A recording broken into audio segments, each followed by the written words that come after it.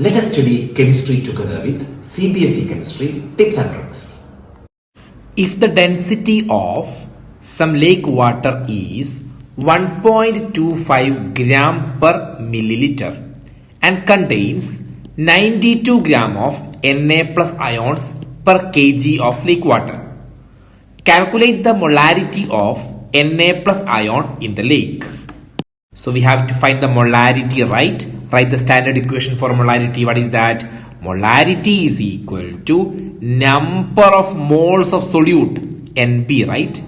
By volume of solution in liter, V. Correct? So molarity is equal to Nb by V. And what is number of moles of solute? It is mass of solute by molar mass of solute. What is mass of solute here? 92 gram, right? 92. And what is the molar mass of sodium? It is 23. On dividing, what you will get? 4, right? 4. So we got Nb. Now we are supposed to find volume, right? For finding volume, they have given the value of density and mass in the question. See, we already know there is a connection between density and volume. What is that? Density is equal to mass by volume.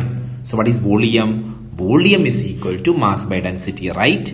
Okay, so volume is equal to, what is mass? As per the question, per kg, right? Per kg means what? 1 kg. 1 kg means what? 1000 gram. Now density. Density is what? It is given that 1.25 gram per milliliter. Okay, on dividing, what you will get? See, 1.25 thousand. You will get 800. Gram get cancelled, and ml, right? Ml.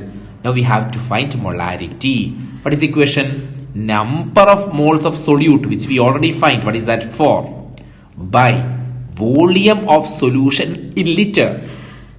See, we found in milliliter, right? 800 milliliter. Convert to liter, 10 raised to minus 3.